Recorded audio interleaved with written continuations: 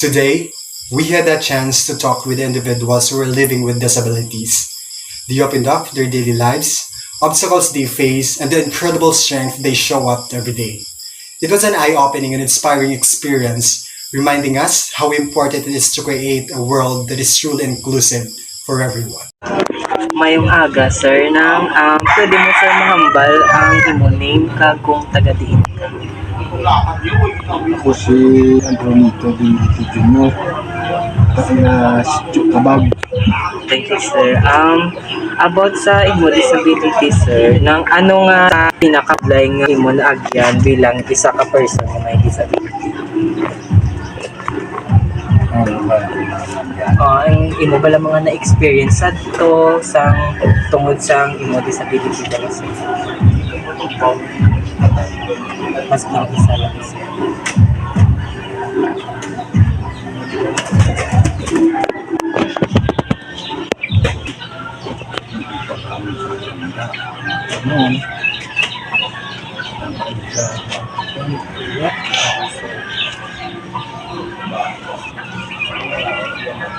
Okay, about sa ano nga support alin sa ibang katawo, for example sa imo pamilya ang nakabulig gid sa imo. Palapit ko ng cellphone.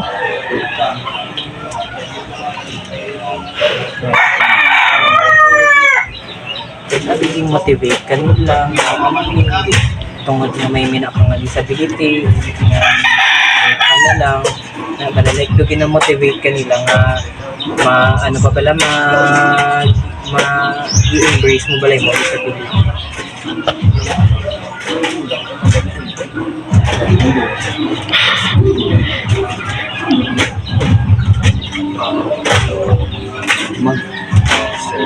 Ay about sir sa ano paano naging inspirasyon ng disability para magpadayon kasi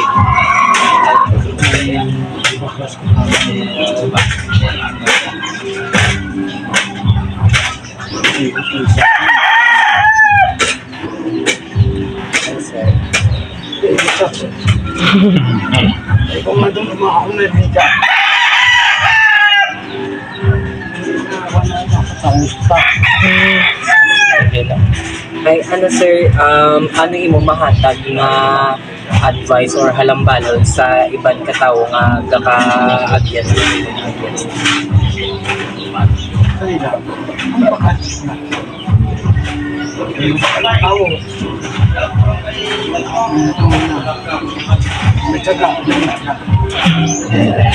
malang sir. Thank you kids. Pangalan kag sa bata kang taga-diin ka. Akong ngalan si Rose Bacumo. Taga-Istar sa Barangay Badyangon, President Ruas Capiz. Taga pa si bata siya. Ngalan ni Ron si Rayson Bacumo. Anong pinakamabudlay nga problema ang imo naatubang bilang isa ka iloy o ginikanan sa isa ka bata nga meron sa isa ka kapansanan? Siyempre, tanan-tanan imuged. Nantis nga makasave kasi mo oras. Siya pagpaligo, siya pagtanan kaon. Imuged saya gabayan. Hindi sa kaubra nga siya lang mo. So, nag-aagi ba lang sa imo paminsaran nga gahinuso kang may isa ka bata nga meron sa kapansanan? Why man? Pero kung ipamangkot mo nga nag-agi sa akong paminsaran kung nga man may bata ko sina, naging pamangkot ko ang Diyos siguro. Anong pinakamaayo nga butang nga may ara ka sa isa ka bata nga lain sa tanan? Butang.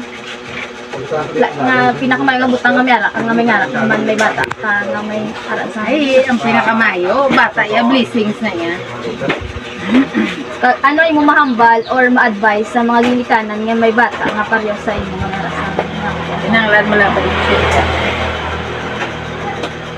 ano Ano lang, basta malabay mo pasensyaran na datanan. Kaya nga, kung manuboy mo pasensya, may tendency nga dutay lang kung sa bata, makik ka. Pero kung lumalayo mo pasensya, maintindihan mo din.